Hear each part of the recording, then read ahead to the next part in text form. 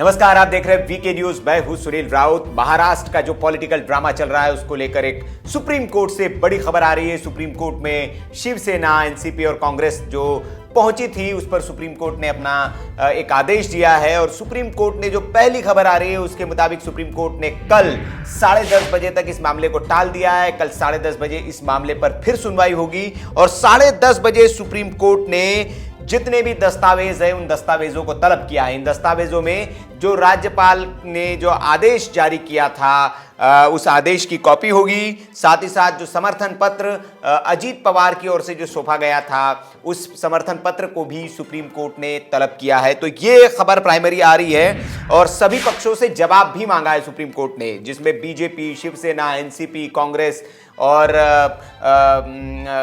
आपकी Congress, NCP, BJP, Shiv Sena चारों दलों से जवाब भी तलब किया है कि इस मामले पर आपकी क्या राय है। सबसे जवाब तलब किया है क्योंकि कांग्रेस और जो बाकी तीनों दल थे जो संयुक्त कोर्ट में पहुंचे, उनकी ये मांग थी कि तुरंत वहां पर बहुमत परीक्षण कराया जाए। अगर बीजेपी के पास बहुमत है तो इसका सुप्रीम कोर्ट आदेश दे।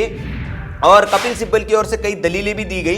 कहा गया कि भारतीय लोकतंत्र, कपिल सिब्बल ने जो कोर्ट में कहा सुप्रीम कोर्ट के सामने, आपको बता दें कि उन्होंने कहा कि भारतीय लोकतंत्र में ऐसी घटना कभी देखी नहीं गई। ये पहली घटना थी इस तरह की घटना जो हुई रातों रात, जिस तरह से राज्यपाल ने ये सारा काम किया। राज्यपाल की भूमिका पर भी सवाल उठाए गए कि राज्यपाल ने बिना कानूनी प्रक्रिया के ये इस तरह का जो है वो काम किया है। और बीजेपी के पास अगर बहुमत है तो वो जल्द से जल्द साबित करे। और सुप्रीम कोर्ट को कहा है क्योंकि अभी तक राज्यपाल ने बहुमत साबित करने की डेट नहीं दी है। ये भी वहां पर मुद्दा उठाया इन तीनों दलों की ओर से। साथ ही साथ इस मामले में कर्नाटक केस का हवाला दिया गया। आपको याद होगा कि जब येदियुरप्पा इसी तरह से कर्नाटक में खेल करके मुख्यमंत्री को राज्यपाल ने अचानक से शपथ दिलवा दी थी, उसके बाद बहुमत परीक्षण हुआ था और उसमें येदियुरप्पा फेल हो गए थे बहुमत साबित करने में। तो तुरंत के तुरंत उनको बहुमत साबित करना था, तो उस केस का भी हवाला दिया। 24 घंटे के अंदर ही वहां पर बहुमत साबित करने के लिए कहा गया था। इसके बाद कपिल सिब्बल ने हालांकि ये भी कहा अपने तर्कों में कि महाराष्ट्र की जनता को सरकार की दरकार है, लेकिन जिस तरह से सरकार बनी है और ये भारतीय लोकतंत्र के लिए ठीक नहीं है। और अगर बहुमत के परीक्षण के लिए वक्त लिया जाता है तो इसमें हॉर्स ट्रेडिंग जैसी बातें होगी, खरीद फरोख्त होगी। इसलिए इस पर तुरंत फैसला लेना चाहिए। और अगर अब तक राज्यपाल ने बहुमत परीक्षण की तारीख का ऐलान नहीं किया तो इसके पीछे बड़ी साजिश है, ये कपिल सिब्बल का कहना था। कपिल सिब्बल ने यह भी कहा कि 5 बजे राष्ट्रपति शासन हटा दिया गया, 8 बजे शपथ दे गई। ये कानूनी तौर पर बिल्कुल इसमें सारी साजिश की बू आती है। इस पर जस्टिस रमन्ना ने, जो मुकुल रोहतगी थे, जो सॉलिसिटर जनरल पेश हुए थे सरकार की ओर से, उनसे पूछा गया कि क्या आप राज्यपाल का पक्ष रखेंगे। तो उस पर सॉलिसिटर जनरल ने कहा कि नहीं, मुझे नहीं पता कि मैं राज्यपाल की ओर से हूं या नहीं, मुझे बताया नहीं गया।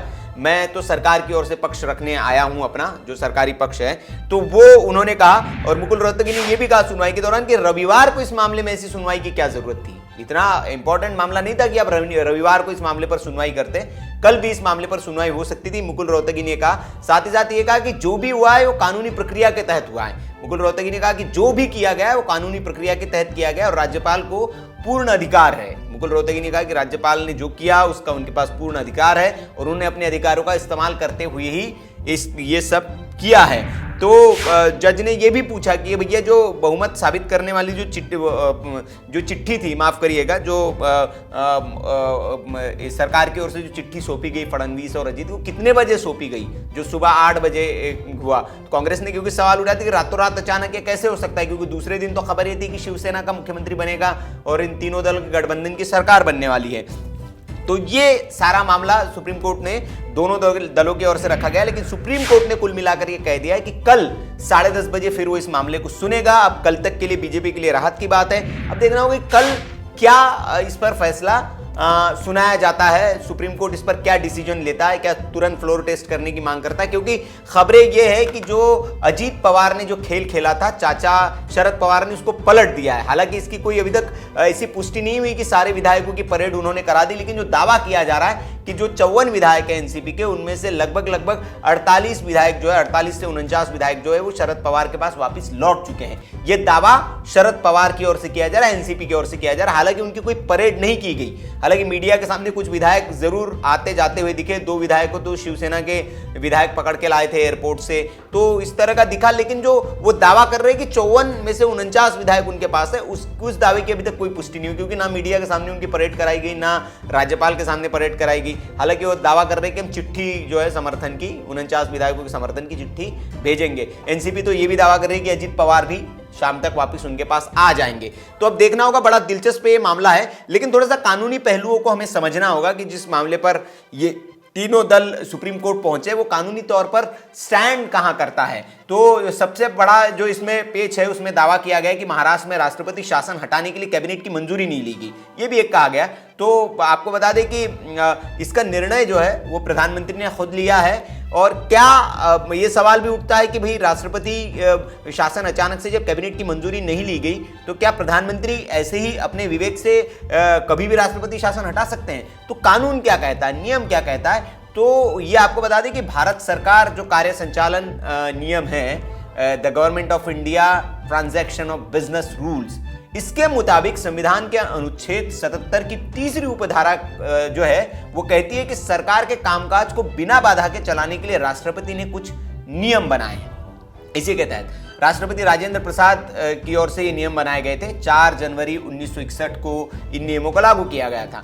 इन्हीं नियमों से जो 12वां नियम जो है उसमें कहा गया है कि प्रधानमंत्री यानी कि पीएम किसी भी मामले या किसी भी वर्ग के मामले में अनुमति दे सकते हैं या नियमों से प्रस्थान कर सकते हैं, वो जिस हद तक इसे जरूरी समझते हैं। मतलब उस हद तक नियमों से प्रस्थान कर सकते हैं वो जितना उनको जरूर लगे। इसी का इस्तेमाल करते हुए महाराष्ट्र में राष्ट्रपति शासन हटाया गया। तो कुल मिलाकर कैबिनेट की मंजूरी लेने की जरूरत नहीं थी, राष्ट्रपति ने कुछ अधिकार दिए हुए प्रधानमंत्री को, वो बिजनेस ट्रांजैक्शन रूल के तहत, उसी रूल के तहत ये राष्ट्रपति शासन प्रधानमंत्री मोदी ने हटाया। तो ये जो एक लीगली पॉइंट था ये तो नल वैलिड हो जाता है कानूनी तौर पर। अब दूसरी बात यह है कि राज्यपाल की भूमिका पर सवाल उठाया जा रहा है कि क्या राज्यपाल ऐसे किसी को भी कभी भी मुख्यमंत्री बना सकते हैं या कभी भी शपथ दिलवा सकते हैं।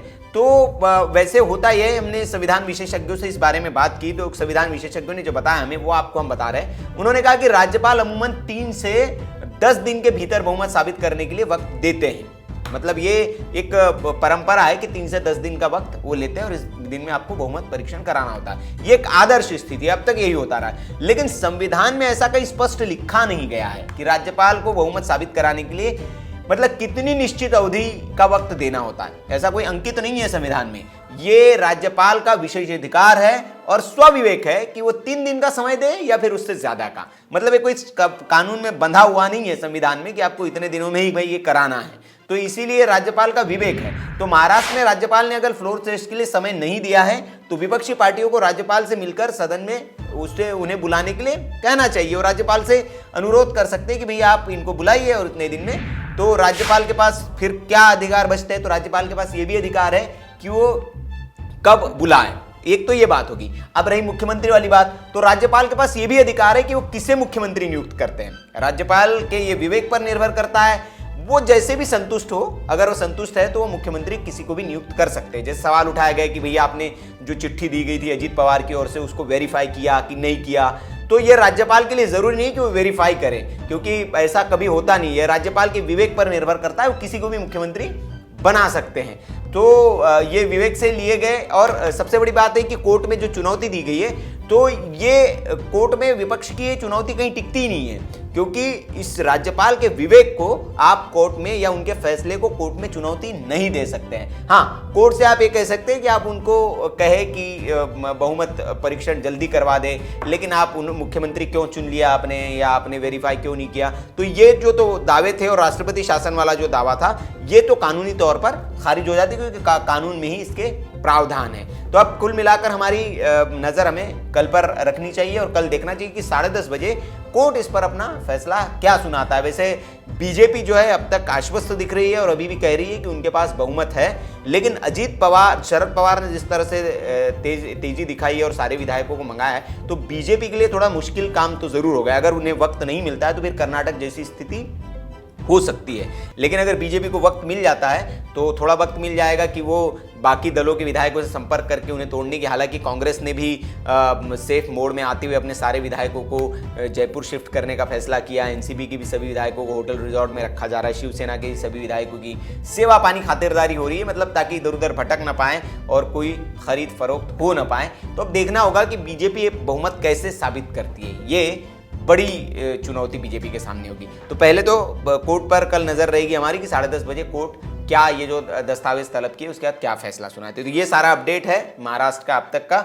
अब देखना होगा अजीत पवार क्या स्टैंड लेते हैं, एनसीपी क्या स्टैंड लेती है, क्या एनसीपी बीजेपी को समर्थन दे देती है, कैसे बीजेपी समर्थन साबित करती है, मतलब अपना बहुमत साबित करती है। ये एक बड़ा दिलचस्प मोड़ है, लेकिन कोर्ट का कल क्या फैसला आएगा इस पर हमारी नजर रहेगी। और महाराष्ट्र की हर खबर के अपडेट के लिए आप वीके न्यूज देखते रहिए। वीडियो अगर आपको अच्छा लगा हो तो लाइक करें, शेयर करें और ऐसी खबरों के लिए देखते रहिए वीके न्यूज। नमस्कार।